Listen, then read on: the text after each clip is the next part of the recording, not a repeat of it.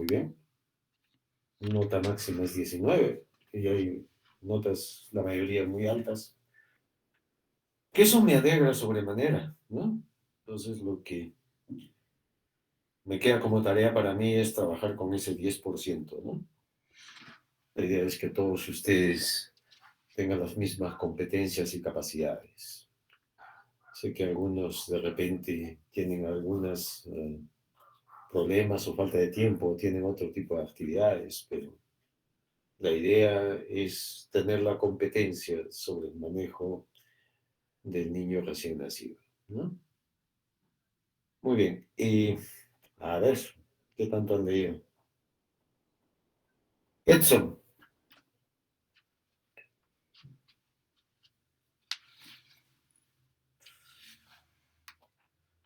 Edson, ¿me escuchas, no? ¿Estás ahí? No te me vayas a salir, por favor.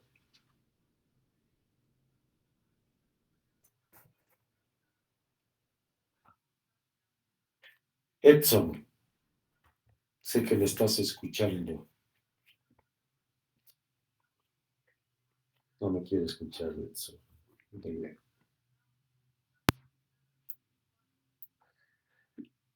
Misla. Presente, doctor.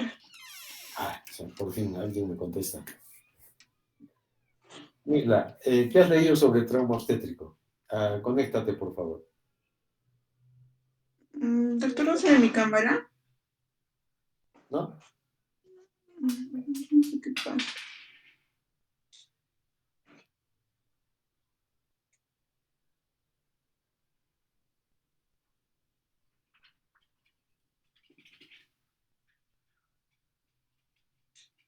Ahora, doctor.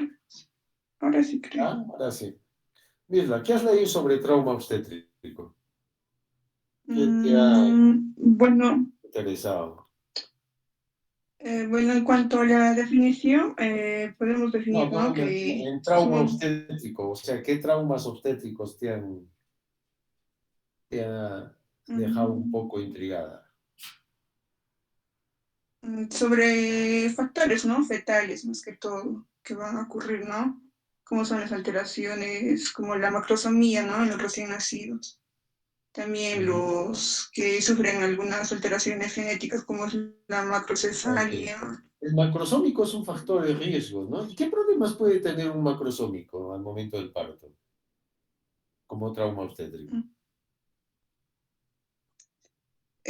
Podría causar lo que es alguna, en la madre, ¿no? Alguna lesión en el momento del parto.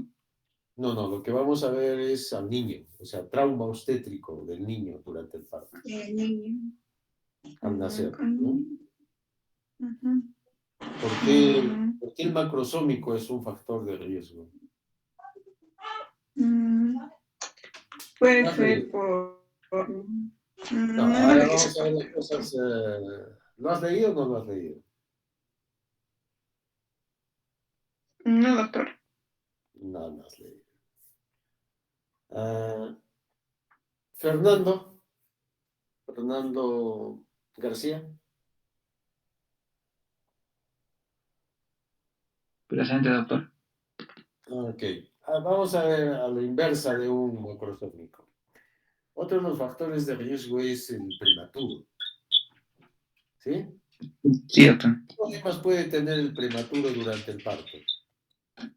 Bueno, el prematuro puede tener, ¿no? Bajo peso. Puede tener No, ¿qué bajo peso. problemas de trauma obstétrico puede tener el prematuro? Ah, ¿qué problemas?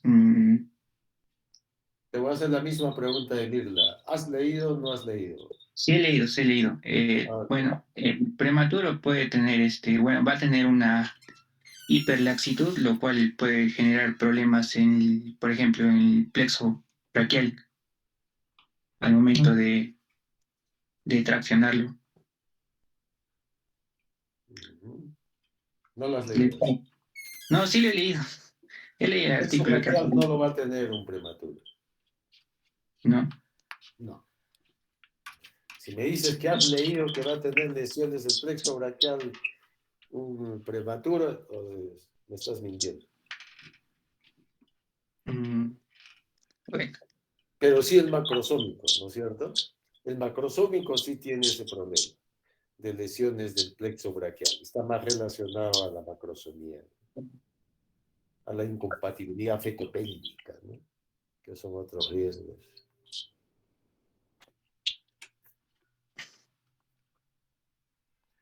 Muy bien. Keops. Doctor, buenas tardes. Hola. Hola, Keops. ¿Dónde estás? Hola. Aquí. A ver. ¿Has leído la clase de hoy día o algo? Sí, sí, doctor. Ok. ¿Qué signos de alarma te interesaría vigilar en el alojamiento conjunto de un niño con su madre? ¿A Signos de qué alarma. consideras signos de alarma? No, no le entiendo bien la pregunta, doctor. ¿A qué consideras signos de alarma del recién nacido? ¿Qué signos puedes encontrar en un recién nacido que sean de alarma? Doctor, tal vez la posición de las manos por la parálisis de ERP o de ahí como que anomalías en la cabeza, ¿no? Que pueden ser causadas por el caput succedanum o el cefalohematoma o No, incluso estamos hablando de signos de alarma, Keops, no de trauma obstétrico. signos de alarma no los tengo claro, doctor. Ok, listo. Gracias, Keops. Eh, Muy bien. Ah, lo que vamos a desarrollar hoy día, esos son dos temitas, ¿no? Que son muy importantes, que son los que vemos cuando mandamos a la mamá a su lado a su lado en alojamiento conjunto, en los cuales hay signos que nosotros podemos identificar o la mamá puede identificar que sea como un signo premonitorio de que algo está mal. Es igual que cuando damos de alta a un niño y le decimos a la mamá, cualquier cosa que presente, lo traes, lo llevas al centro de salud, ¿no? En cuanto a signos de alarma, pues tenemos un montón de signos a los cuales le enseñamos a la mamá que si presenta alguno de esos problemas, pues que lo traiga al centro de salud. Entonces vamos a empezar con trauma obstétrico. Ay, no me voy a olvidar de grabar.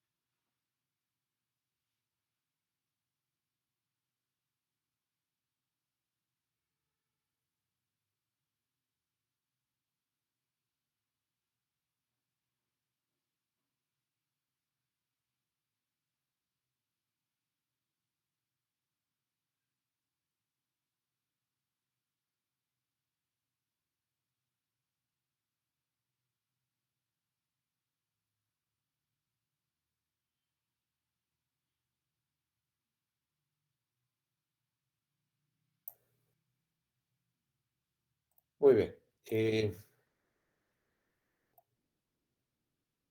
Sí se ve, ¿no? Sí, doctor. Ok. Empecemos primero con trauma obstétrico. Son una serie de problemas que puede presentar el niño durante el trabajo de parto y parto, ¿no? Sea de un parto eutóxico o sea de un parto distóxico. Más o menos se dice que ocupa el 3% de todos los recién nacidos que pueden nacer con algún problema. ¿Hay factores de riesgo? Sí, como siempre les digo, en la anamnesis perinatal identifiquemos estos factores para poder al momento del nacimiento yo ya sé qué puede tener el niño, ¿no? Por ejemplo, los partos prolongados o los que son extremadamente rápidos, partos precipitados, ¿no? Los niños que tengan poco líquido, los niños que tengan presentación anormal, sean de nalgas, transversa, oblicua, ¿no? Igual en los gemelares, la malposición fetal con respecto al eje central, ¿no? Que lo que llamamos asinclitismo. La distosia de hombros, que va en relación a la incompatibilidad fetopélvica. Y esto va en dos aspectos, ¿no? Puede que el niño sea un niño grande, macrosómico, que por sí ya hace una incompatibilidad. Pero puede que el niño sea de un tamaño normal, pero con una pelvis estrecha de la mamá. En ese caso, siendo un niño de peso adecuado, puede haber incompatibilidad también por el factor de la pelvis estrecha, ¿no? El parto instrumental, si es que voy a utilizar ventosas o forceps, y cuando hago versiones para extracción, ¿no? En las cuales al momento en que el ginecólogo pues mete la mano para tratar de colocar en el eje de nacimiento, pues esa tracción puede provocar algunas lesiones en el recién nacido, ¿no? Los primíparas se ha visto que tienen mayor probabilidad de presentar traumas, igual en relación a la talla, pelvis estrecha, como les dije. Y el problema de peso va en relación a los prematuros, o los de muy bajo peso, en las cuales por su misma prematuridad, pues tienen algunos problemas, ¿no? De tener lesiones. Hay algunos, como tienen fragilidad capilar, pues nacen con laceraciones, nacen con máscaras equimóticas, o por su misma inmadurez del sistema vascular cerebral, pues hacen hemorragias peri-intraventriculares, ¿no? Que es casi el 30-40% de recién nacidos pueden presentar hemorragias cerebrales al momento del parto. La macrosomía, lógico, ¿no? La macrosomía pues hace un problema de incompatibilidad, como les dije, y está más relacionado con problemas de cefalomatomas, capo sucedáneo, fracturas de clavícula, de húmero, de fémur, ¿no? Y las macrocefalias y anomalías fetales, pues también tienen problemas. Y la macrocefalia en relación a dos tipos, ¿no es cierto? Uno que sea una macrocefalia familiar, sencillamente el perímetro cefálico es un poco más grande que lo normal, y el otro en las cuales haya una hidrocefalia, ¿no? Macrocefalia por hidrocefalia, por una malformación que puedan tener. Entonces, vamos a ir describiendo un poco todos. Empecemos con las equimosis y hematomas, ¿no? Al momento del parto puede haber algunos moretones que podemos ver en el niño o lesiones porque hemos puesto la mano ahí o el niño ha estado mucho tiempo con compresión sobre ese lado de la cara, ¿no?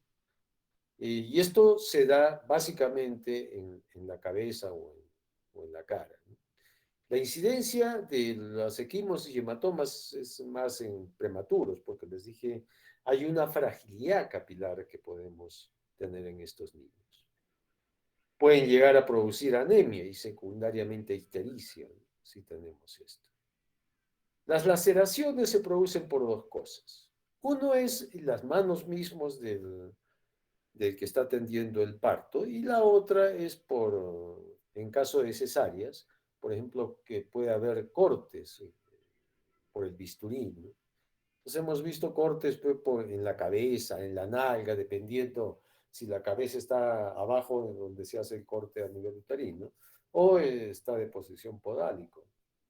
Entonces muchas veces hemos tenido que suturar estas lesiones que puede haber, ¿no? En cuero cabelludo o en nalgas. El caput, que estaban hablando por ahí un poco sobre el caput sucedáneo, esto es quizás la lesión más frecuente que se presenta en un niño, ¿no? Que es leve, ¿no? El caput es una inflamación difusa de los tejidos blandos de la cabeza, ¿no? Del cuero cabelludo. Es un edema de cuero cabelludo. De tal manera, como miran en la imagen, se hace una digitopresión y deja una fovea a nivel de cuero cabelludo. Eso les demuestra que es un edema. Este edema desaparece espontáneamente, sin hacer ningún tipo de manejo médico, ¿no? Esto desaparece en unas 24 horas, ¿no? Desaparece muy rápido y sin dejar ninguna secuela. Eso es el caput sucedáneo, ¿sí? Otra característica es de que pasa las suturas, ¿ok? Porque es en relación al cuero cabelludo. Pasa las suturas. Muchas veces este se le llama bolsa serosanguínea también, pero es un edema del cuero cabelludo en las cuales desaparece rápidamente. El otro es el cefalohematoma. El cefalohematoma ya es una colección de sangre, ¿no? Y hay dos tipos de cefalohematoma. Uno es el subperióstico, que es en este caso, que van a ver acá en las imágenes. ¿Por qué subperióstico? Porque se da por debajo del periósteo. El periósteo es la membrana que recubre al hueso del cráneo, ¿no? Entonces se desprende por el trabajo de parto o por la compresión contra los huesos de la pelvis, se desprende esta capita superficial y se produce este hematoma, ¿sí? Como ven, el hueso está ahí y la capa superficial es la que desprende. Entre el subperiósteo y el hueso hay vasitos comunicantes. Entonces, esos vasitos son los que se rompen y van a dar lugar a esta tumoración, a esta colección de sangre. La incidencia es de 0.4 a 2.5% de todos los recién nacidos y es producido básicamente durante el trabajo de parto, ¿no?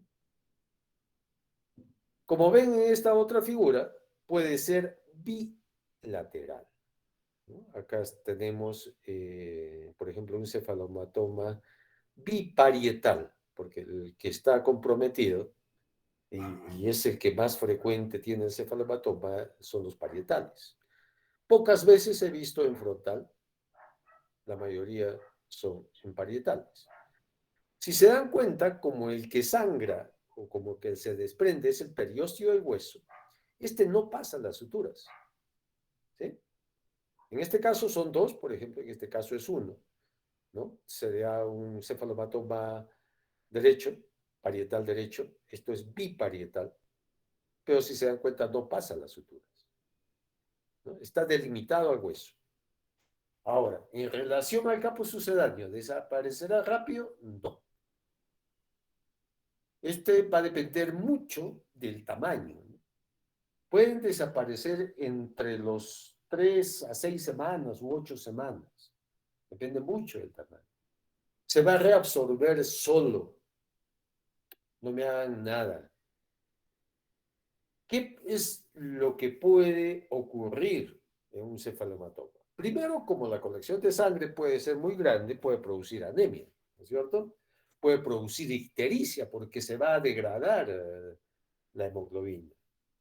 Entonces son dos cosas que pueden ustedes tener dependiendo del grado de cefalomatoma. Anemia e ictericia. ¿Qué otra cosa puede haber? Puede haber fractura de cráneo. Y eso lo tendría que confirmar mediante una radiografía, ¿no? Hay una asociación entre algunos cefalomatomas, generalmente los más grandes, con fractura de cráneo. ¿Ok? El otro, bueno, en este caso igual, consistencia remitente. Este no deja fovea, ojo, como en el capo sucedáneo. Se va, no es que nazca con cefalomatoma. El cefalomatoma se va instaurando desde el nacimiento gradualmente.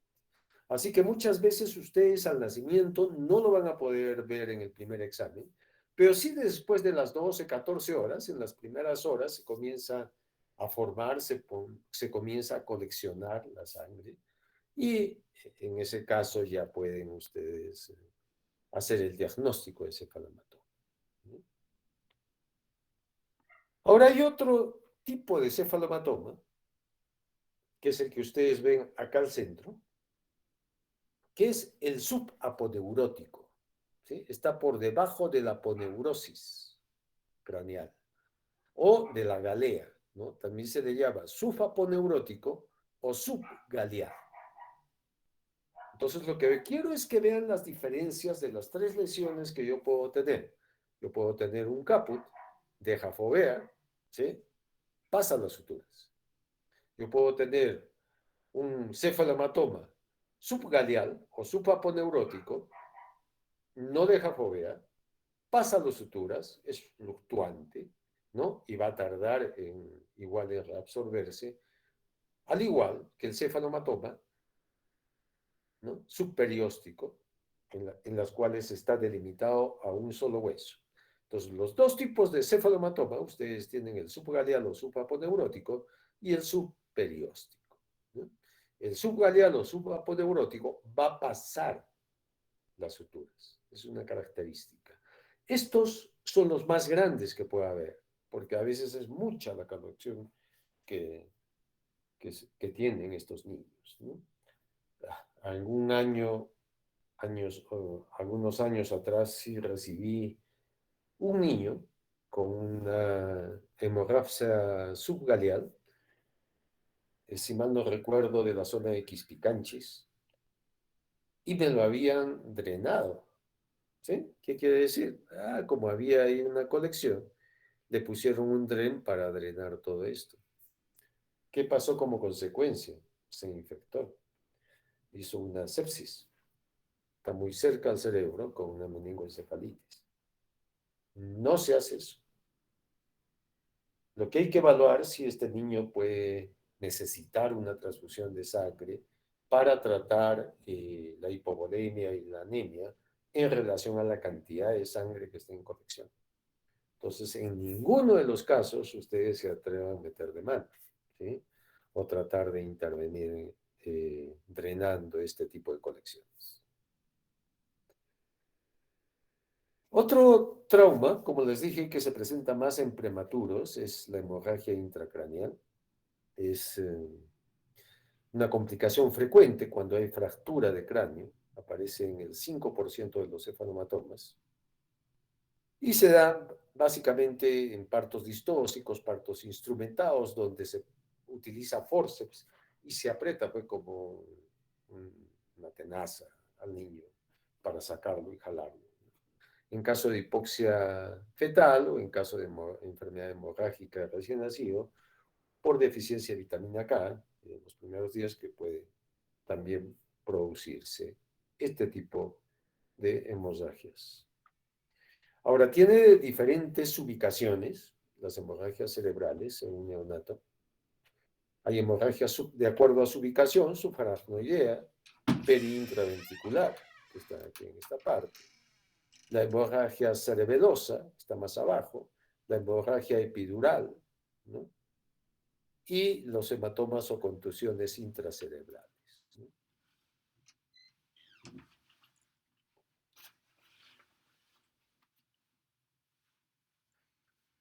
Una hemorragia sí es una complicación severa, grave para un neonato, en las cuales va a estar cianótico, con un distrés respiratorio, quejido, reflejo de moro abolido, o sea, con signos neurológicos de letargo, convulsiones, ¿no? Pueden hacer hipertermia por acción central, nistagmo, estrabismo, hipertensión de la fontanela. Ustedes siempre palpen la fontanela y va a estar abombada. Pupila no reactiva o dilatada. Y está bien relacionado a muerte neonatal inmediata. Otro de los que habían hablado es parálisis del plexo braquial. Entonces, acá nos vamos a regresar un poco a anatomía, ¿no? A veces nos acordamos de la anatomía. Al menos yo cuando me hicieron disecar un cadáver, lo primero que tenía que identificar es todos los nervios braquiales, ¿no? Desde el C1, C2, C3, C4, C5, C6, C7, de dónde salían y qué innervaba, ¿no? El plexo braquial está comprendido por una red intercambiable del sistema nervioso periférico que van desde C5 a T1, que pasan acá por la zona braquial. Cualquier lesión, como distosia de hombros, ¿no? Trabajos de parto prolongados, ¿no? Posición occipito posterior, la primiparidad, los primeros partos, ¿no? En los cuales el trabajo de parto pues es un poquito más largo a veces y más complicado durante el parto también.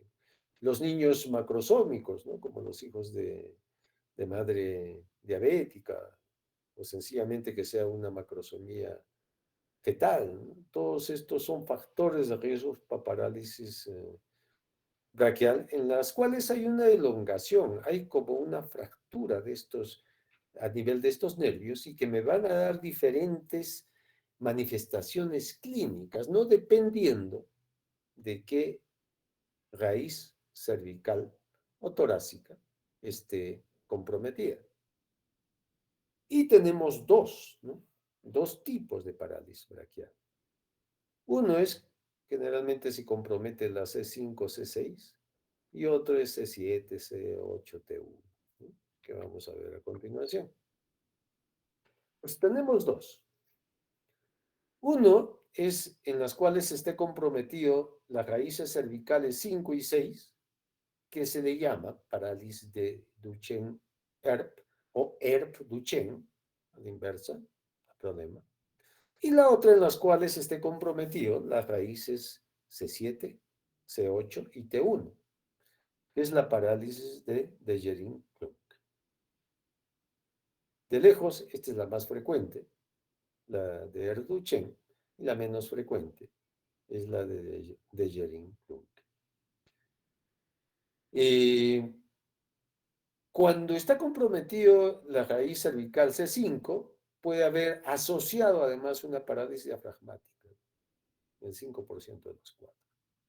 Y cuando está comprometido más el T1, puede haber un compromiso más de T1, que es el simpático torácico, lo que produce un síndrome de Horner, en las cuales también hay caída del párpado, ¿no? Y con anisocoria. ¿Cuál es?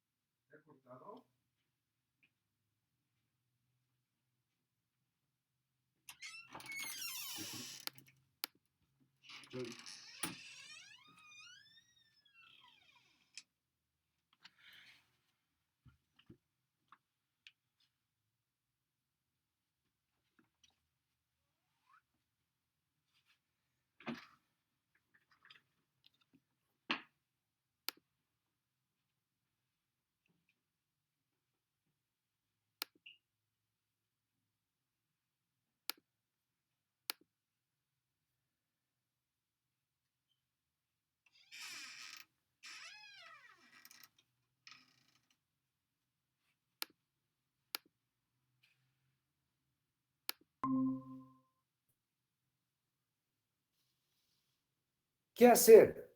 Ah, reposo, ¿no? Lo primero que hay que hacer en estos niños es inmovilizar ese miembro. Durante la primera semana, sobre todo. Después de la primera semana ya se hace la fisioterapia, ¿no?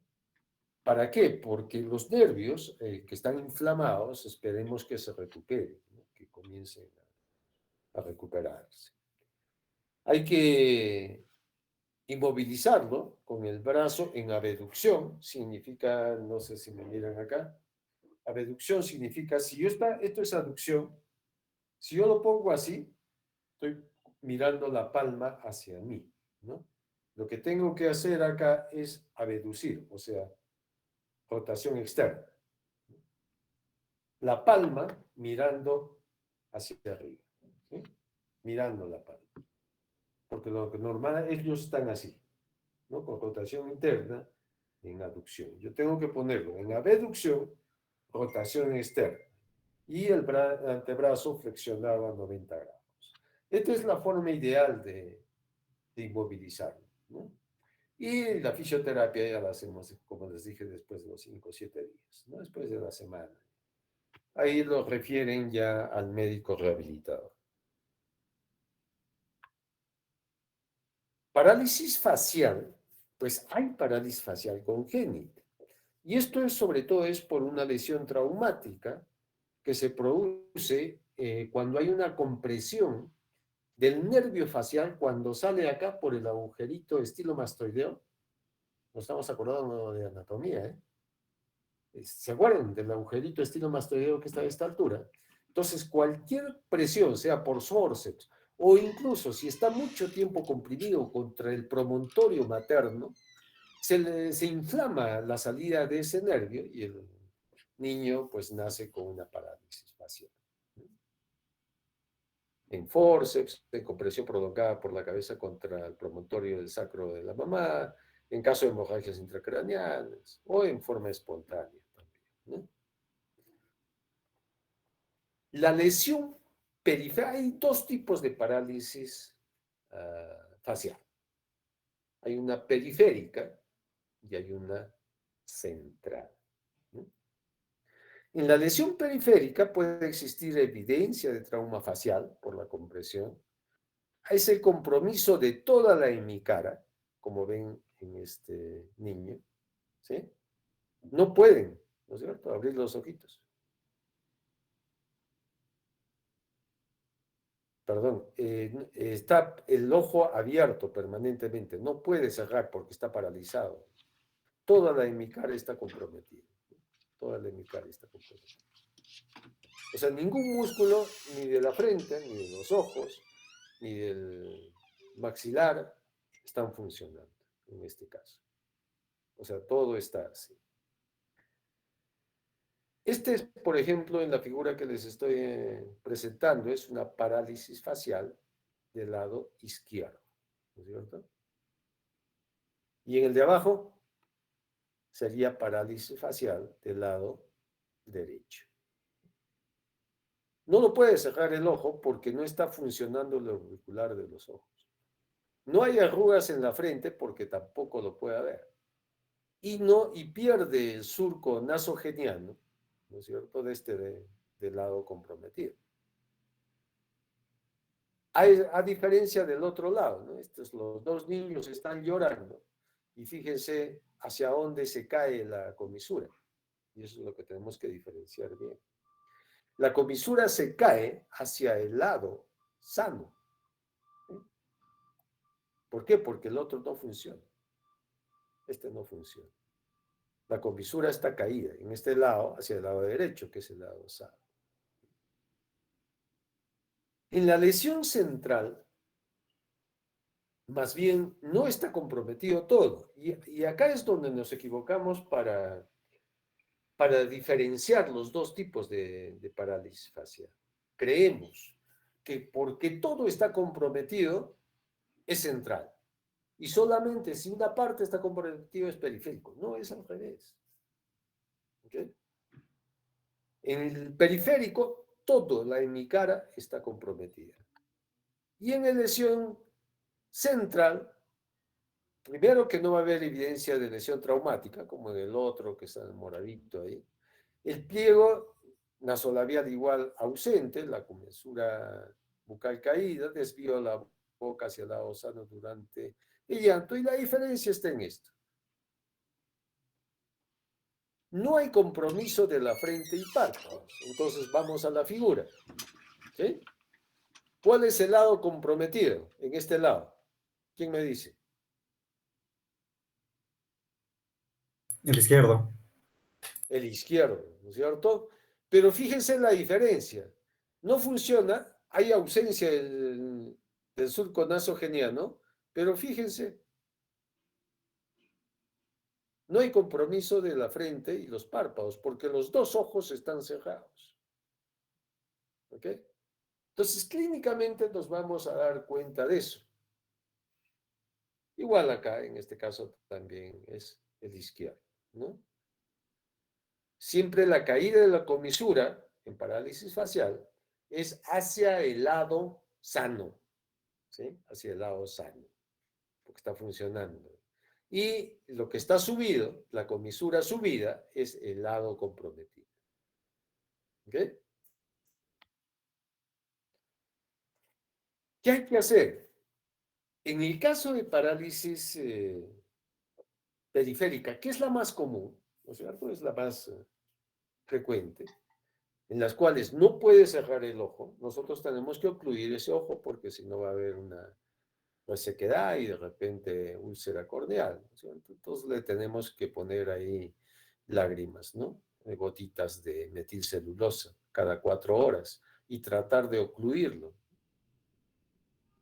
La mayoría de las lesiones curan por sí solas en 2 meses aproximadamente o 3 meses, ¿no?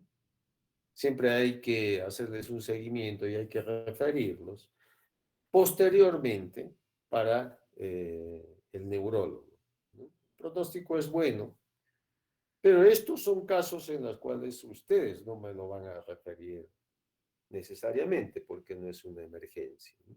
Se lo puede ver por consultorios externos posteriormente.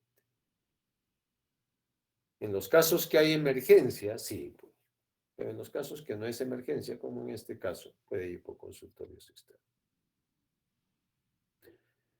Otro trauma es el hematoma del esternocleidomastoideo. Todos tenemos acá este musculito, ¿cierto? Acordémonos igual la anatomía,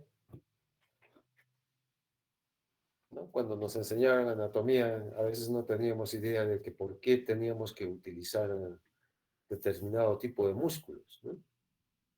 ¿Qué hace el esternocleidomastoideo? El esternocleidomastoideo tiene esto, ¿no? De lateralizar el movimiento del cuello, ¿no? Para la derecha o izquierda, o si se contrae los dos, hagan el ensayo, ustedes van a ver que van a flexionar la cabeza. Contraen uno hacia el lado derecho, contraen el otro hacia el lado izquierdo y contraen los dos hacia abajo. Entonces, al momento del parto, ustedes saben que se agarra la cabeza, se gira, se flexiona, se extiende. Puede haber lesión de este músculo. Hay una ruptura, como cuando nos hemos lesionado jugando fútbol. Todos los que han jugado fútbol más o menos intenso y que han tenido un desgarro, por ejemplo, yo he tenido varios desgarros en el tiempo que jugaba, que ya he dejado de jugar por muchas lesiones. ¿Qué es lo que hace el músculo cuando hay un desgarro muscular? El músculo hace esto, se contrae, se acorta, ¿no? Para tratar de cohibir esa hemorragia intramuscular de las fibras musculares. Es lo mismo que ocurre con el esternocleidomastoideo y van a tener esto, ¿no? Más o menos como una tumoración como de una aceituna, ahí, y lo van a palpar, ¿no? De esa manera, por la ruptura de las fibras, ¿no? Y la contracción. Lo que más se ve es en partos podálicos y macrosómicos, ¿no? Al examen, pues vamos a encontrar, si este está contraído, ¿cómo voy a estar con mi cabeza? Girado hacia ese lado que está comprometido. Voy a estar con una torsión, tortícolis, ¿no? En relación a la contracción del músculo. Hay una inclinación de la cabeza sobre el músculo contracturado, ¿no? Y el mentón va hacia el otro lado opuesto, ¿no? Esto hay que verlo, hay que hacer también fisioterapia, porque si no puede producir una asimetría de cara, ¿no? Es como cuando yo hago permanentemente esto, no desarrolla bien el maxilar inferior de ese lado. Entonces acá hay que hacer ejercicios de estiramiento, ¿no? De inicio precoz después de la primera semana siempre, o en todo caso a veces cirugía, ¿no? Para restaurar la función del esternocleidomastoideo. 90% de los casos consigue su corrección completa, ¿no? Sin ninguna deformidad. Este es uno de los traumatismos más frecuentes, ¿no? Muchas veces no nos damos cuenta al momento que le damos de alta a estos niños, ¿no? Lo encontramos en alojamiento conjunto. Y hay una fractura, ¿no? La incidencia es más o menos 1 a 3%, factores de riesgo, distocia de hombros, desproporciones cefalopélvicas. La fractura generalmente es en el tercio medio, ¿no? de la clavícula. ¿Qué van a encontrar? Un niño que tiene menos movilidad en el miembro superior de ese lado, ¿no? O sea, derecho o izquierdo, un moro asimétrico. Si se palpa, que la forma de palpación es, ustedes ponen estos dos dedos y van circulando de afuera hacia adentro, ¿no? Viendo la superficie. Muchas veces van a encontrar esa crepitación ósea, o signo de la tecla de piano que le dicen, ¿no? Que se aplasta y se sube, o también que haya solamente un aumento de volumen con dolor, ¿no? A la movilización. Se comprueba por una rayos X, entonces van a encontrar esto. Este caso, pues tampoco ustedes me lo tienen que referir a un hospital. ¿Qué hacíamos hace muchos años? Cuando yo era residente, nos hacían vendarlo, ¿no? Se le llamaba vendaje en 8. Se ponían algodoncitos para no dañarle en las axilitas y se vendaba para tratar de tirar los hombros hacia atrás, ¿no? De tal manera de alinear la clavícula. Pero eso se ha demostrado con todos los estudios de medicina basada en evidencia que no es necesario hacer, ¿eh? Hay que dejarlos y hay que movilizar con cuidado, pero en todos los casos tiene una cura espontánea. Ustedes le pongan vendaje o no le pongan vendaje, ¿no? Y después el callo óseo ya a los 15 días de vida ya está con su callo óseo, una bola. Siempre van a notar una bola. Muchas veces cuando yo controlo a estos niños, a los 15 días o al mes, o en la consulta ambulatoria que me lo llevan, encuentro esa bolita, ¿no? Que es el núcleo de osificación. Entonces yo le digo a la mamá, ha tenido su fractura de clavícula al nacer. Y la mamá se sorprende, ¿no? Porque nadie le dijo nada. Y como les dije, hay muchas veces que no se dan cuenta porque la mayoría de las fracturas en recién nacidos se le llama entallo verde. ¿Qué significa entallo verde? Es como que ustedes agarran una ramita verde, la rompen, pero no se separa, ¿cierto? Entonces, es como que por un lado sí se rompió, pero por el otro lado queda ahí, unido. Así son las fracturas en los neonatos, ¿no? Hay membranitas a los costados que quedan ahí. Entonces, eso lo hace para que sea una recuperación bastante efectiva y rápida, ¿no?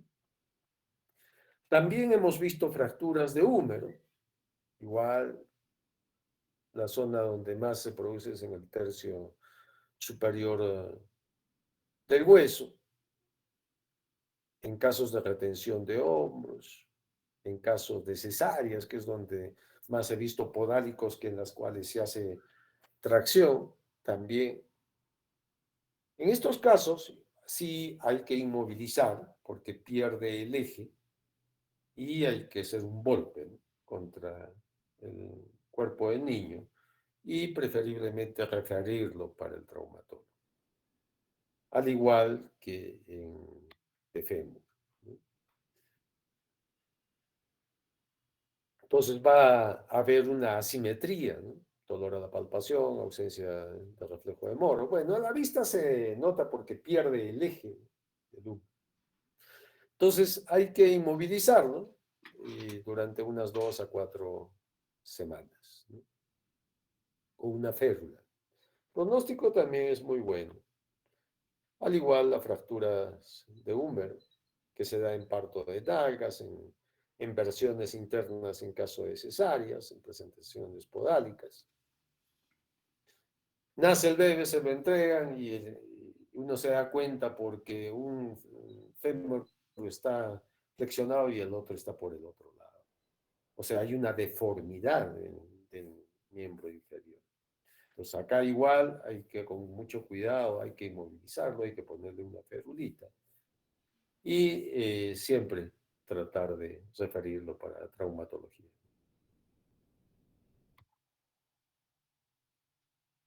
Entonces, inmovilización del músculo, a veces se puede hacer un poco de tracción para la simetría, pero últimamente también está cambiando el manejo de fracturas de húmero. Antes se hacía como en adultos, ¿no? Se traccionaba para que, creyendo que uno de los miembros iba a quedar más corto que el otro, pero se ha demostrado que en el recién nacido no ocurre eso. O sea, así esté como ven acá, ¿no es cierto?, desplazado. Lo único que hay que hacer es inmovilizarlo de tal manera que esté recto, pero no hay que jalarlo. El hueso va a soldar y va a crecer hasta igualar la misma longitud del otro fémur. Eso es lo que se ha visto. También hay fracturas de clavícula, de columna. ¿Cuándo se dan las fracturas de columna? En caso de, sobre todo, de partos podálicos.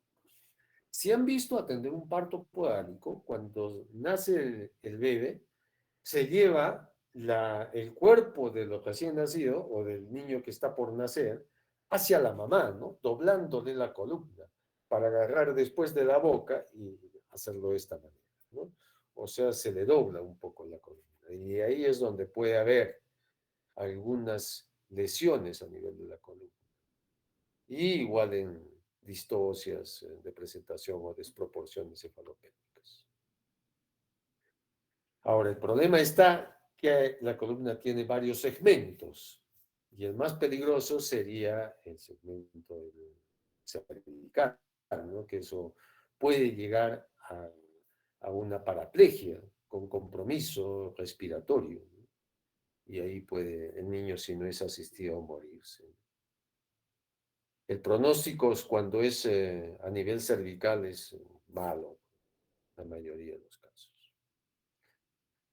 La médula espinal puede o no puede lesionarse acompañando la lesión de la columna misma, dependiendo del compromiso que haya tenido, que tanta hiperextensión haya tenido ese cuello cuando ustedes están atendiendo el parto distóxico, muchas veces de estos casos, ¿no?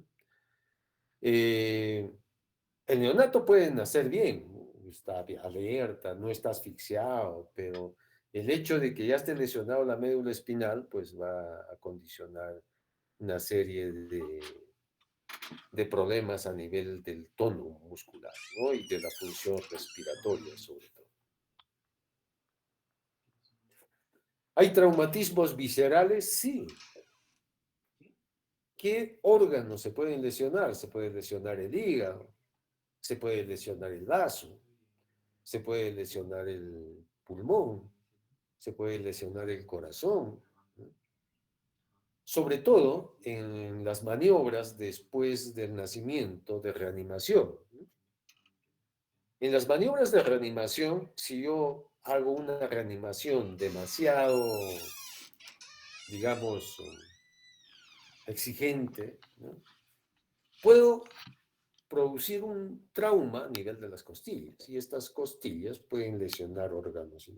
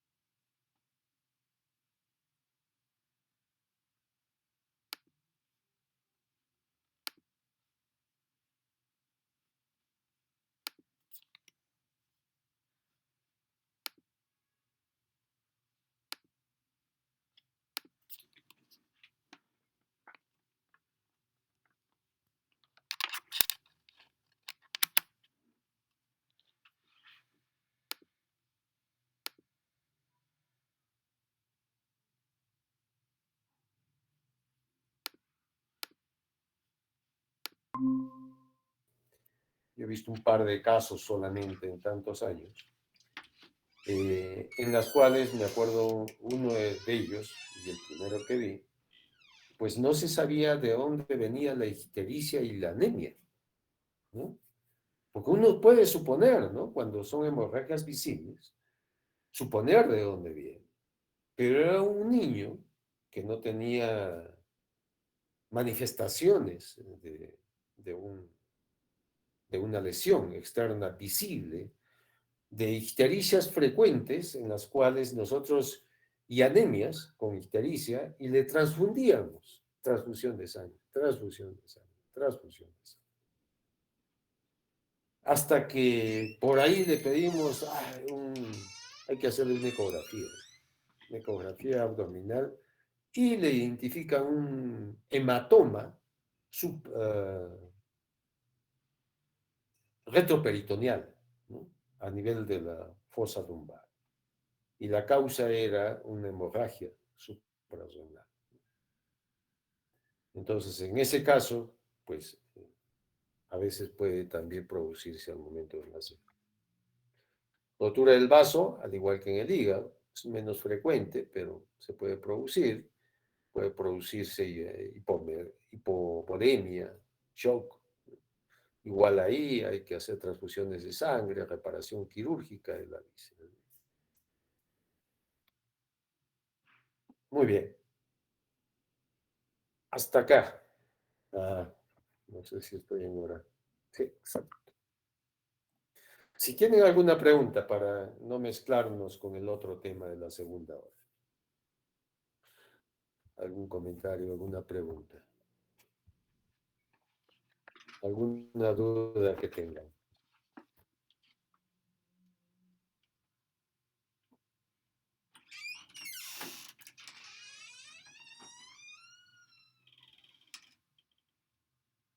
Chicos, ¿alguna duda? ¿Algún comentario, aporte, pregunta?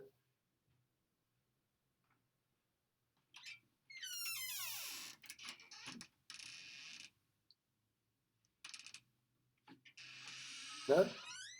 ¿Todo quedó claro? Clarito como el petróleo.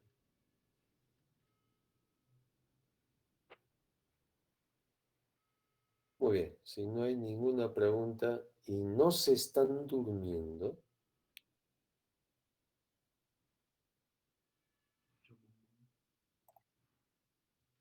Johan, estás ahí, ¿no es cierto? No te estás durmiendo.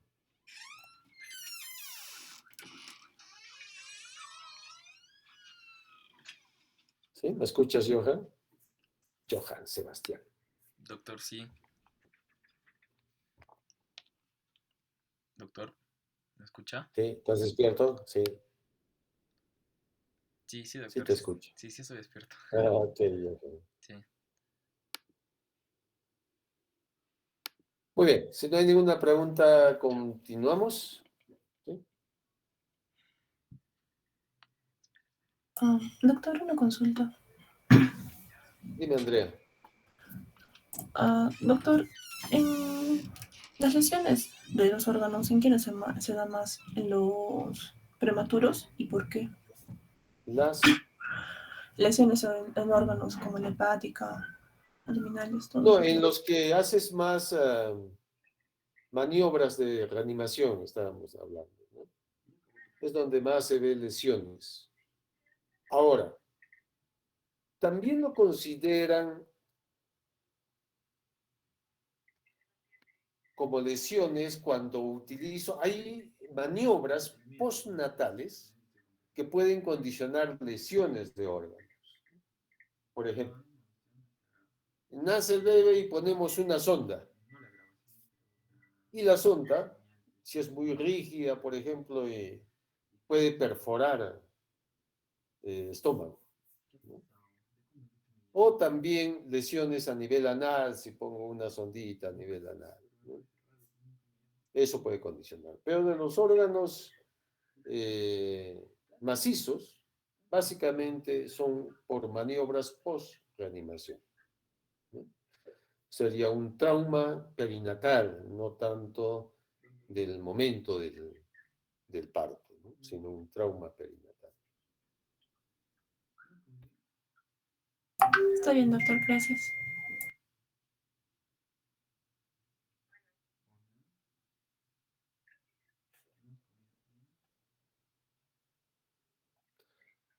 Muy bien, entonces continuamos con la segunda parte, que son signos de alarma del recién nacido.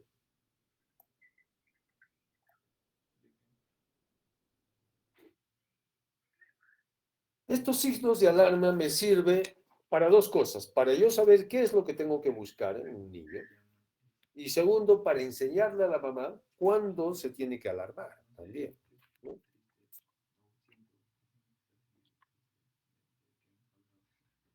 Entonces, estos signos, que deben ser reconocidos por nosotros, puede ser indicio de algún problema, ¿no? De alguna patología de fondo que puede tener ese niño. Y estamos hablando de signos o síntomas, ¿no? Por ejemplo, el hecho de tener dificultad respiratoria, como les ponía por ahí un ejemplo, no solamente significa que tenga problema a nivel pulmonar, ¿no? O sea, dificultad respiratoria no significa daño pulmonar, necesariamente. Sí es probablemente la mayor causa, que sea de origen pulmonar, pero puede ser de origen también cardíaco, o puede ser otro tipo de origen, que no sea ni cardíaco ni pulmonar. O sea, una serie de posibilidades diagnósticas. Si yo tengo un niño en las cuales esté con cianosis, bueno, la cianosis puede ser por varias causas igual. No necesariamente porque el niño no está respirando, puede ser porque el niño está hipotérmico, o puede ser porque está séptico. Entonces, ¿cuáles son los signos más comunes?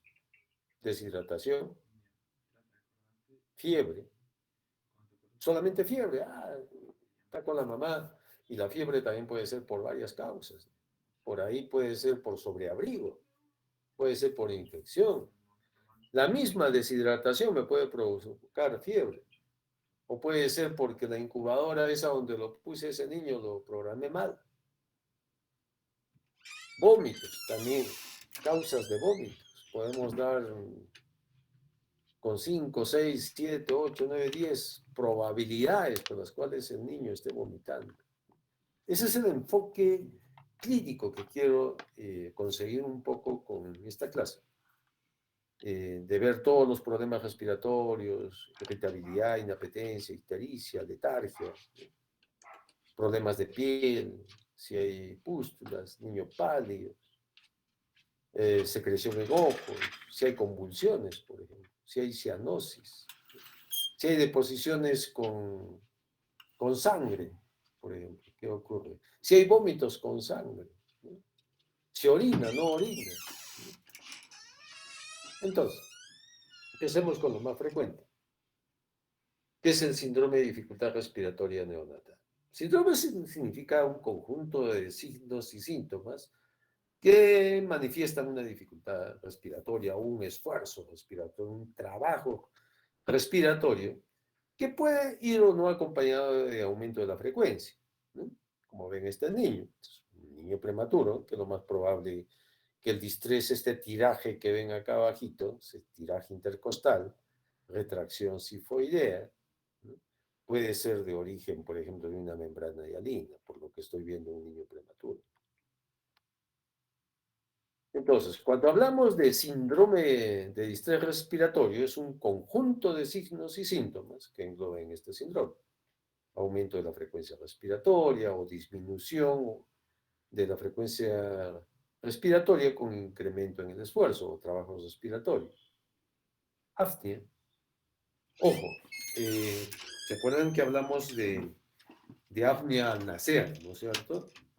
Y acá para adelante vamos a hablar más de apnea neonatal.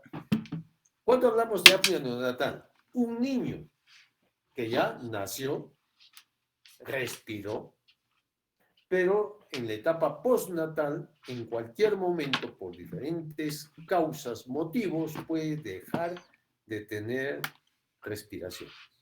Y en ese caso estamos hablando de apnea neonatal. Un prematuro, por ejemplo, ¿no? Vamos a quedarnos acá en apnea.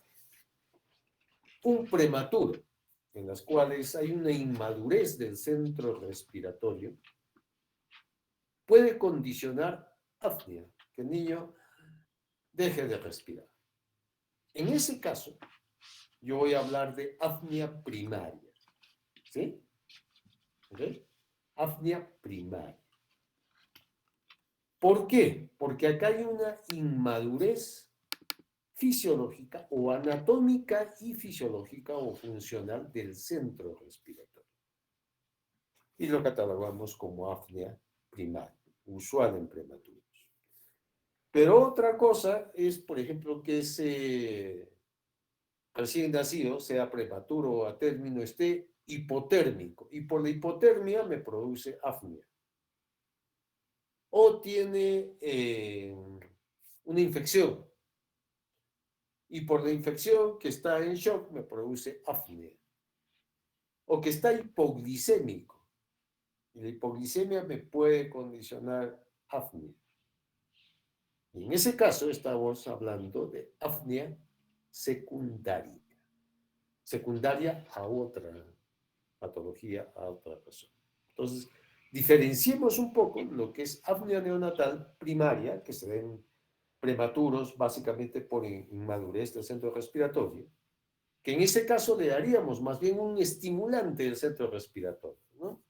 El estimulante central que nosotros utilizamos es la cafeína.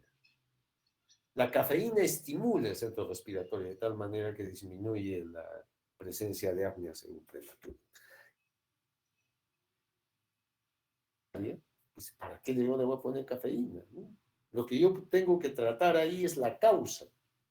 Si es una infección, si es un proceso respiratorio, una neumonía, o si es un proceso metabólico, ¿no? Tengo que tratar la causa, en ese caso, de apnea secundaria. También puede haber cianosis. Y la cianosis también puede tener diferentes orígenes. La cianosis puede ser de origen pulmonar, hay un buen intercambio de oxígeno. O de origen cardíaco, una cardiopatía congénita. O otro tipo de procesos, por ejemplo, una policitemia. No hay buena circulación porque la sangre, hay mucho glóbulo rojo, es una sangre muy viscosa, por lo tanto no hay buena circulación sanguínea y el niño está cianótico. Y es por la policitemia. Un niño hipotérmico, con vasoconstricción, se lo ve pálido, cianótico. Hay otras causas también de cianosis. Una hipotensión, una palidez, una mala perfusión, niños taquicárdicos, con respiraciones periódicas. Respiraciones periódicas hablamos si un niño tiene cese de respiraciones por 5 a 10 segundos. Entonces, que tiene respiraciones periódicas irregulares, ¿no? Apnea, ya saben, es más de 20 segundos, ¿no? Cese de respiraciones por más de 20 segundos, acompañados o no de bradicardia. Siempre primero es la apnea y después la frecuencia cardíaca empieza a disminuir, ¿no? El quejido es parte del síndrome de distrés respiratorio, que muchas veces sí es de origen netamente pulmonar, ¿no? Y alteraciones de los gases sanguíneos, ¿no? Y para eso necesito un AGA, ¿no? Un análisis de gases arteriales, en las cuales sepa cómo está el CO2, cómo está la presión parcial de oxígeno, cómo está el pH. Todos tenemos diferentes orígenes de un proceso respiratorio. Si bien es cierto, lo más común es respiratorio, pueden ser de tipo metabólico, como una hipoglicemia, una sepsis, una acidosis, una hipotermia, o en hemorragias cerebrales o en cardiopatías congénitas, anemia, policitemia, como causa de distrés respiratorio. ¿Qué hacer? Básicamente, lo más importante, antecedentes, hacer una buena anamnesis perinatal. De ahí voy a sacar mucho de un distrés respiratorio como si. Si yo tengo un niño a término y que ha tenido antecedente de líquido meconiado, entonces, y después de nacer presente dificultad respiratoria, lo primero que voy a pensar es que hay una aspiración meconiana. Si tengo un niño prematuro y que después comienza a hacer distrés, voy a decir, ya por la prematuridad, membrana hialina. O si tengo un niño que está con fiebre, ¿no? Voy a suponer y que ha tenido antecedente de ruptura prematura en membranas, voy a suponer, no, este niño que está haciendo una infección. La radiología me ayuda a confirmar, ¿no? Es una ayuda diagnóstica, pero ustedes con los antecedentes perinatales y el examen físico tienen 80% del diagnóstico de síndrome de distrés respiratorio, con su causa, ¿no? Con su etiología. ¿Qué hacer? Básicamente son medidas generales que ustedes me tienen que realizar antes de la referencia, porque la mayoría de estos niños me lo van a referir, ¿sí? Mantener al neonato normotérmico, monitorizar frecuencia cardíaca, frecuencia respiratoria, presión arterial, temperatura. Si pueden, en el centro de salud tiene laboratorio, básico tendrá un hemograma, hacerle una glicemia, un hematocrito, ¿no? Gasometría, pues va a haber en los hospitales ya más referenciales. Una radiografía de tórax, poner una solución parenteral, que es lo que vamos a aprender en esta segunda parte, en las cuales es bien bonito porque es cuando ustedes se sienten que están ejerciendo ya como médicos, ¿no? Están haciendo una prescripción médica. ¿Cómo vamos a preparar esta solución? ¿Cómo le vamos a dar por hora, ¿no? ¿Cómo le vamos a pasar la glucosa? ¿Qué volumen de glucosa necesita para su mantenimiento basal? Todo eso lo vamos a aprender muy bien. Para eso, de repente necesitamos un cateterismo umbilical, o si pueden hacer un cateterismo periférico igual, y oxigenoterapia, ¿no? Todo síndrome de estrés respiratorio probablemente tenga problemas en el intercambio gaseoso. Puede que esté hipóxico, puede que esté acidótico. Por lo tanto, necesitamos siempre oxigenoterapia para su manejo inicial y su traslado respectivo. El manejo específico ya lo vamos a hacer de acuerdo a la etiología. Si es de origen respiratorio, si es de origen cardíaco, o si es de origen metabólico. Cianosis, solamente como cianosis, como diagnóstico. Muchas veces nos ha pasado que nosotros lo hemos ya dejado al bebé en alojamiento junto con su mamá, y en las rondas que pasan la enfermera nos pasa la voz y dicen, doctor, hay un niño que está cianótico en el alojamiento. Le hemos traído a recepción nuevamente y pues le está con oxígeno.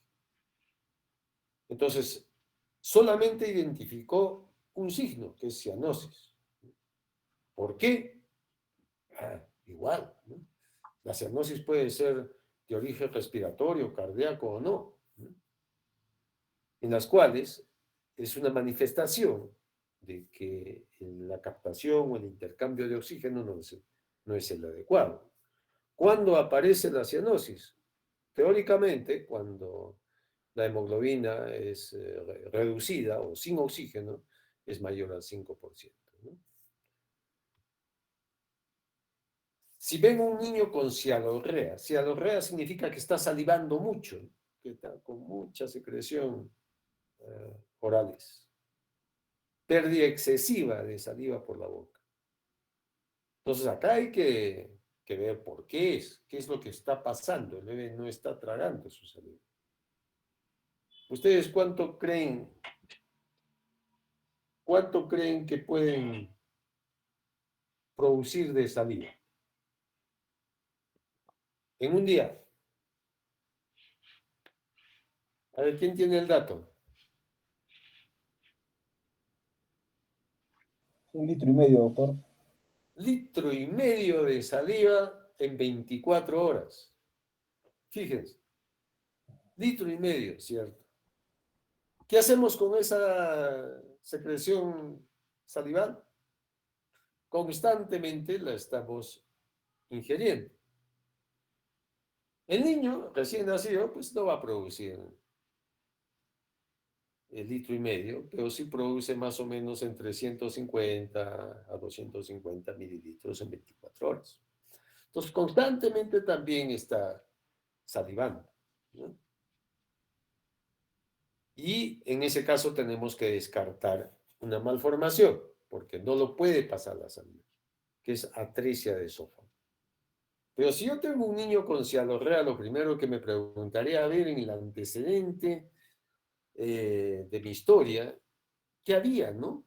¿Cómo estaba el líquido amniótico? Porque si yo tengo un feto que no ha estado tragando intraútero, ¿se acuerdan? Cuando hemos hablado de adaptación gastrointestinal, el niño constantemente está ingiriendo, ¿no?, el líquido amniótico. Significa que si no lo puede ingerir en la etapa fetal, ha habido antecedente de polidramnios. Hay más de 2 litros de líquido amniótico. A veces 3 litros, a veces 4 litros, ¿no?, que puede haber de líquido amniótico, considerando lo normal de 600 a 1,200 centímetros cúbicos aproximadamente. Y eso el ginecólogo pues aprende con experiencia más o menos a ver con cuánto de líquido amniótico está perdiendo, ¿no? O perdió.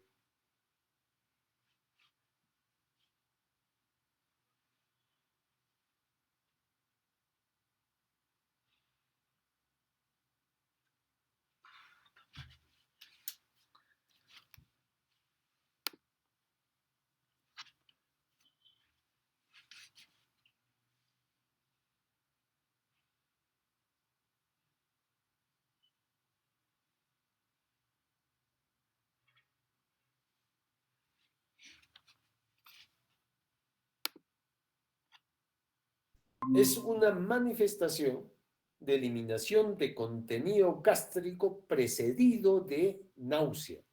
Siempre cuando hay vómitos, el niño se le ve nauseoso y después vomita. ¿De dónde viene el contenido gástrico? Del estómago. ¿Sí? Es la diferencia. Es un proceso activo del niño. ¿Qué es regurgitación? La regurgitación fisiológica, lo que la gente llama el chanchito, viene de contenido esofágico, ¿no? Cuando bota el aire y de repente el niño como que dispara una bocanada de leche, ¿no? Con unos 10, 15 mililitros de leche bota, lo que estuvo acá en el esófago. Eso es usual. Y es usual hasta que madure, más o menos, el aparato gastrointestinal del niño. Entonces, la regurgitación es algo normal, por algo se le llama regurgitación fisiológica. ¿Y qué es el reflujo?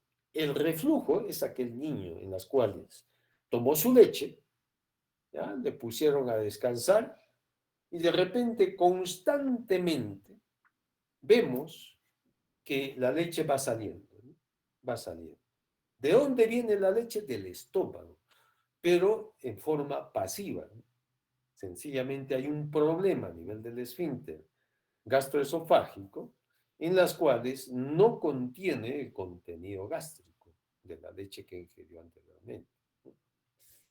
Y ese es otro tipo de problemas que podemos tener. ¿Qué otras causas de vómitos tenemos? Los vómitos pueden ser precoces o tardíos en cuanto al nacimiento.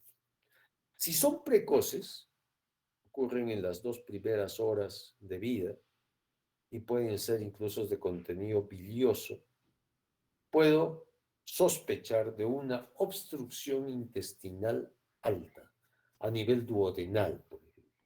Puede haber bridas, malrotación, ¿no? Atresia significa sin comunicación, estenosis un estrechamiento del duodeno. Entonces ahí hay una distensión a nivel abdominal, epigástrica, abdominal superior, en mi abdomen superior. Y puedo sospechar que haya una obstrucción intestinal alta, ¿no? Si es una distensión, así como en estos casos de estos niños, generalizada, yo puedo sospechar de que puede haber una obstrucción intestinal baja, ¿no? Puede hacer una atresia de porciones inferiores del intestino delgado o del intestino grueso hasta llegar a una malformación anorrectal, ¿no? Entonces hay una distensión en las cuales se puede ver el abdomen con una piel adelgazada, ¿no? Una piel brillante por lo del adelgazamiento que hay. También se puede dibujar las asas intestinales y los vómitos son más tardíos. En este caso, los vómitos son fecaloideos porque todo el meconio va a regresar. La distensión hace que el diafragma vaya a subir y el niño también tiene dificultad respiratoria. En esos casos, pues son emergencias que hay que referir inmediatamente a un hospital de tercer nivel, ¿no? ¿Qué hacer? Muy bien, oxígeno si lo necesita, una vía básico, una sondita orogástrica para descomprimir el aparato gastrointestinal, ¿no? O favorecer el drenaje de secreciones, básico, siempre poner abierta, ¿no?, la sonda, y una vía, inmediatamente tienen que referir. ¿Hasta cuándo esperamos para que elimine meconio? Muchos dicen hasta 48 horas, pero tengan en cuenta que casi el 98-99% de niños elimina meconio en las primeras 24 horas de vida. Si no, hay que asociar. Miren el abdomen.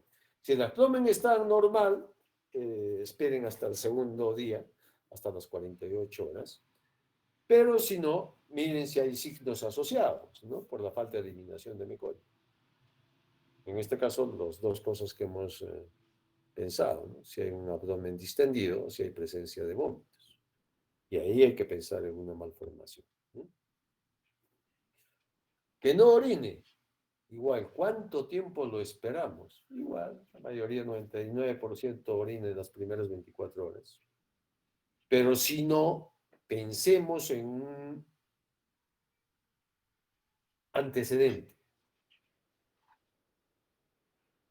¿Por qué se forma? Al revés de lo que estábamos pensando con polidramnios, ¿no? ¿Qué pasa si tengo un niño con oligohidramnios? No quiere decir que todo oligohidramnios tenga problemas de malformación a nivel renal. La mayoría del líquido amniótico se produce por la orina del feto, ¿sí? Pero también a raíz de las membranas amnióticas. Entonces, en muchos retardos de crecimiento intrauterino, pues hay oligohidramnios, pues, muchas causas. igual que el polidramnios. No todo polidramnio significa malformación a nivel de esófago. No todo oligohidramnio significa agenesia o malformación renal. Pero sí, hay que tratar de ver ese antecedente y después ver que orine, ¿no? Si orina, bien. Si no orina, ecografía inmediatamente, ¿no? Puede haber una malformación renal o de vías urinarias. Otra es si hay dolor al orinar. Y en este caso es a veces tan estrecho el orificio que se ha dejado a nivel del prepucio, que es lo que llamamos fimosis verdaderas, porque ya les expliqué, todos los varones nacemos con un prepucio pegado al glande, de tal manera que deja un pequeño orificio solamente para la micción. Pero en algunos casos hay una fimosis verdadera, en las cuales cuando el niño orina incluso se infla el prepucio, ¿no? Como un globito. Y en ese caso sí hay que intervenir inmediatamente. Niño letárgico. Niño letárgico significa que está somnoliento, hipotónico, hiporrefléxico, ¿no? Los que no responden muy bien a estímulos. Hay que ponerlo con pinzas, ¿no? Porque cuando yo entro al servicio de hospitalización, por ejemplo, y la enfermera me dice, doctor, ¿sabe que este niño no lo veo bien? Ese que no lo veo bien, que para mí es el no luce bien, me pone los pelos de punta, porque significa que algo ha visto la enfermera desde tal hora hasta tal hora que ha cambiado. Y la letargia, esta hipoactividad que pueda tener el niño, se presenta en el 50% de niños infectados o sépticos, ¿no? Pero también tener en cuenta que si es un niño sin factores de riesgo, que estaba con su mamá, ¿cómo puede tener un niño letárgico? La mamá nos pregunta, doctor, no quiere despertar, está de largo, ¿no? ¿Cuándo puede quedar así un poco letárgico? Después del baño, por ejemplo. Es como relajado, ¿no? Después del baño. Después de la alimentación, por ejemplo. Entonces el niño se pone hiperactivo. Es igual lo que nos sucede con nosotros después del almuerzo, ¿no? Después del almuerzo, pues toda nuestra energía se va a nuestra digestión. Y por eso la clásica bajada de atención después del almuerzo es lo que nos permite hacer la siesta, ¿no? Una somnolencia ahí, una media horita y después ya despiertan. Es lo mismo sucede con los niños. Quedan un poco somnolientos después del baño y después de alimentarse bien, ¿no? Convulsiones. Como convulsión es un signo, pues, ¿por qué está convulsionando? Es otra cosa, ¿no? La convulsión es una manifestación de hiperirritabilidad del sistema nervioso central. Tengan en cuenta que el cerebro del recién nacido es inmaduro, ¿no? Más o menos cuando termina de madurar entre los 2 a 3 años de edad. Y les explicaba yo, ¿se acuerdan cuando hemos hablado del perímetro cefálico? Que en los primeros 2, 3 años, pues el cerebro es donde crece casi el 80-90% de su crecimiento total. Y si es prematuro, peor, ¿no? Las convulsiones se ven casi en el 1% de todos los neonatos. Y si yo veo a los niños hospitalizados, 16% de todos los niños hospitalizados por algún problema, por algún riesgo, pues presentan convulsiones durante su estadía. Y esto se ha visto bastante, ¿no? Lo que hay que determinar ahí, por qué está convulsionando. El último niño que he visto convulsionar la semana pasada, por ejemplo, fue un niño deshidratado, ¿no? Que convulsionó porque lo hidrataron muy rápido y hizo un poco de edema cerebral. Pero también la antepasada, un niño con hipoglicemia que no podíamos corregir, convulsionó por hipoglicemia. O puede ser por una hemorragia perintraventricular o por una infección del sistema nervioso central, ¿no? Muchas causas. El otro es ictericia neonatal como signo. Ictericia significa ese pigmento, la presencia de ese pigmento amarillo en piel y mucosas, que es la bilirruina, que puede ser también por múltiples causas. Esto va a ser ya sujeto a un par de clases, porque de largo, pues es lo más importante que debemos saber en educación nacional, ¿no? Nosotros podemos tener ideas de cómo manejar esto, y eso es lo que les quiero lanzar ahora, de que la ictericia, yo puedo tener ictericia patológica e ictericia fisiológica. Ictericia patológica son las primeras 24 horas de vida, la presencia de la ictericia en las primeras 24 horas. La mayoría de casos es por incompatibilidad sanguínea o de grupo de factor RH o incluso por algunos subgrupos, ¿no? ¿Por qué es peligroso? Porque la suba brusca de esta bilirruina pues va a pasar el umbral de la barrera hematoencefálica, va a pasar el pigmento, va a impregnar los núcleos basales del cerebro y con daño irreversible muchas veces, ¿no? Cuando tratamos rápidamente, sí se puede revertir, pero cuando no nos damos cuenta, y ustedes me lo van a referir a estos niños después del cuarto, quinto, sexto día, probablemente ese daño cerebral ya esté establecido. Y la otra es que sea una ictericia fisiológica, que se presenta en el 60% de todos los niños, ¿no? Generalmente después del segundo o tercer día de vida, y que dura pues entre 7 a 10 días en un niño a término. En un prematuro puede durar hasta 2 semanas, ¿no? Por la inmadurez mismo que tiene, ¿no? Vómito con sangre. Muchas veces nos ha pasado esto, ¿no? Ahora, ¿sabe qué? Está vomitando, ya ha vomitado sangre. Siempre hay que ver el estado general del niño. ¿Cómo está? Porque si yo veo a un niño que vomite sangre, lo más probable es que esté mal, ¿no es cierto? Voy a sospechar que tiene una hemorragia gastrointestinal. Pero tenga en cuenta que la mayoría de estos casos es por sangre materna tragada en el momento del parto o ingerida en el momento del parto. Y esta misma sangre es la que vomita, ¿no? Esto condicionado por una gastritis, ¿no? Que también la gastritis puede condicionar sangrado del propio niño. Son dos cosas que puede haber. Pero lo más común es que sea sangre ingerida al momento del parto. Se puede hacer una prueba de APT, que es una prueba que trata de diferenciar la hemoglobina fetal de la del adulto. Si es más hemoglobina de adulto, lógicamente que puedo suponer que es de la mamá, ¿no? Puede haber también deposiciones con sangre, muchas veces me han llamado por esto, y esto es también lo mismo, ¿no? Evaluar el estado clínico del niño. Y cuando ha llegado, pues abundante, son 2, 3 pañales de sangre en forma abundante que ha habido, pero el niño está de lo más normal, activo, no ha perdido su color, está rosado, está llorando, está con buen tono. Entonces ahí suponemos, primera causa, que sea ingesta de sangre durante el parto. Esto siempre y cuando sean en los primeros 2 días, ¿no? Que es donde se presenta.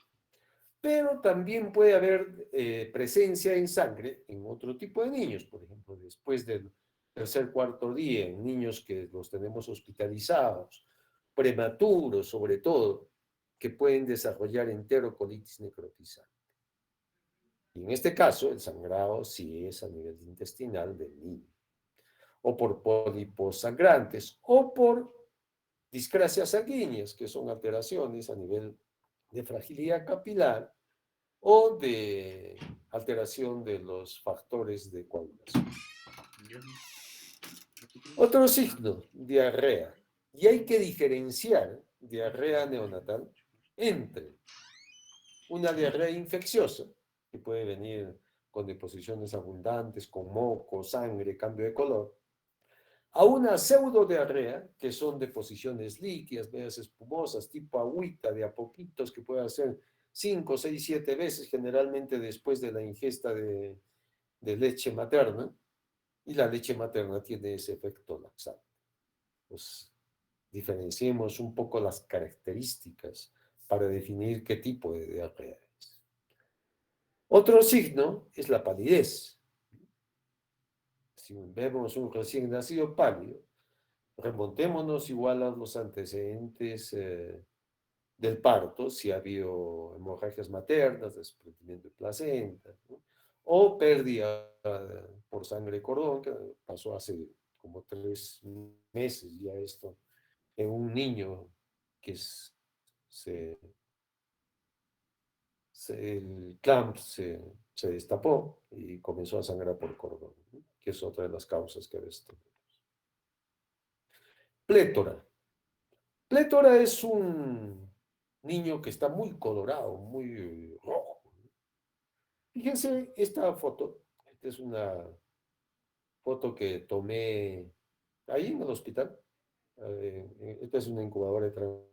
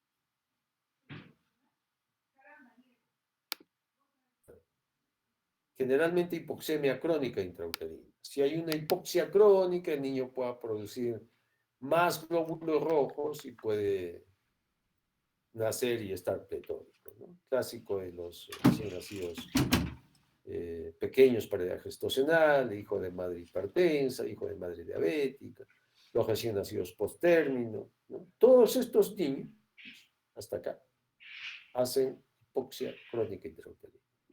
Otro que hagan una transfusión placento-fetal, que pase mucha sangre de la placenta, sí debe pasar una parte, pero a veces que llegan niños con parto domiciliario o en trayecto después de 15, 20 minutos y ahí recién cortamos el cordón, puede ocurrir esto, ¿no? Y esto ocurre cuando el feto está por debajo de la mamá, ¿no? Entonces por gravedad pasa mucha sangre. Otra es el materno fetal o el feto fetal en caso de gemelos, como el que les comenté. El retardo en ligadura de cordón o estruje de cordón, o sea, cuando yo trato de estrujar el cordón hacia el bebé y pasa mucha sangre, también. Y por último, tenemos dos signos más, hipertermia o hipotermia, ¿no es cierto? Fiebre o que esté con hipotermia. Primero, recordemos lo que les dije en termorregulación, la temperatura normal para un recién nacido es de 36,5 a 37,5. Hipertermia, hablamos si está más de 37,5, e hipotermia si está menos de 36,5. Causas de fiebre, la falta de líquidos, la deshidratación, porque los recién nacidos hacen un tipo de deshidratación por falta de aporte, ¿no? Por lo tanto, concentra el sodio y eso se llama deshidratación hipernatrémica y eso es la causa de la fiebre. Otra que me haga cualquier tipo de infecciones urinarias, neumonías o sepsis. Y la otra es iatrogénica por sobreabrigo, ¿no? O que yo no programé bien la incubadora. La hipotérmica por prematurez, también las infecciones, sobre todo a nivel hospitalario, tenemos esas distermias o alteraciones en la temperatura, que cuando ya entra en shock, pues ya no regula la temperatura y entra en hipotermia. En caso de hemorragias cerebrales o en casos de un ambiente frío, ¿no? También a la inversa de que si es un ambiente muy caliente. Entonces, como ven, los signos de alarma son muchos, todos los que hemos revisado: dificultad respiratoria, apnea, alteración de frecuencias respiratorias, vómitos, irritabilidad, cianosis, palidez, ¿no? Piel amarilla, diarreas. Estreñimiento. Estreñimiento también es un signo, pero posterior, pero no es que sea signo de alarma, sino que para las mamás es un signo de alarma. Si el bebé, por ejemplo, deja de hacer caca durante varios días, pues se preocupan, lógicamente, ¿no? Va a decir, está estreñido. El recién nacido puede dejar de hacer, generalmente cerca al mes o después del mes, varios días, 4, 5, 6, 7 días y no hace caca. Hay que esperarlo. Niño activo, que no está hinchado, que el abdomen está normal, que sigue lactando con fuerza, que sigue subiendo de peso. Cuando haga, lo va a hacer blando y abundante, es lógico. Entonces, el estreñimiento en niños está más en relación a la consistencia que a la frecuencia de presentación de la deposición. ¿Quiénes sí se pueden estreñir? Les pongo un caso. Niños que tengan fórmula. La fórmula, como está a base de leche de vaca, tiene un buen porcentaje de caseína que no lo pueden digerir, y sí, pues comienzan a hacer como plastilina muchas veces la deposición, ¿no? Y hay que pensar niños que también no hagan constantemente varios días y después de tiempo, otra vez una semana sin hacer, otra vez una semana sin hacer. Piensen en algo en esos niños, que es la enfermedad de Hirschsprung, ¿no es cierto? La enfermedad de Hirschsprung es una ausencia ganglionar a nivel de segmentos del colon. Por lo tanto, no hay los movimientos en esa parte, ¿no? Entonces, hay una éstasis fecal, ¿no? Muy bien, eso es todo lo que les tenía preparado para hoy día. Si tienen alguna pregunta, alguna curiosidad, algún comentario.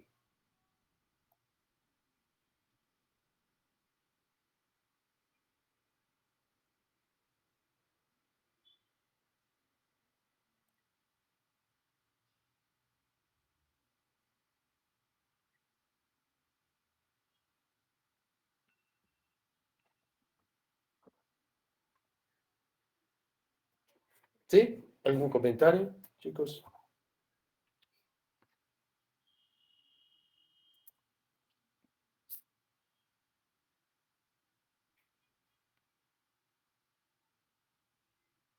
¿Nada? Están muy callados hoy día. ¿Qué ha pasado? No leyeron el tema, se olvidaron de leer el tema.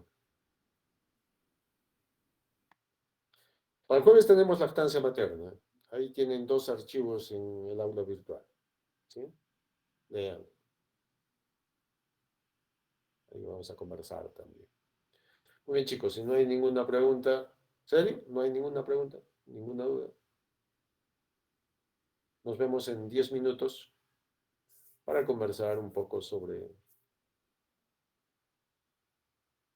el examen. Como les digo, no es que yo les voy a dar la respuesta y ahí se quedó. Eso no es. Vamos a conversar como una clase. Así que ojalá puedan tener tiempo los que tengan el tiempo, ¿no? De repente hay uno que otro van a tener otras actividades, pero si pueden estar, nos vemos en 10 minutos a las 5, por favor. ¿Sí? Está O bien, algún doctor. pedido. Está bien, doctor.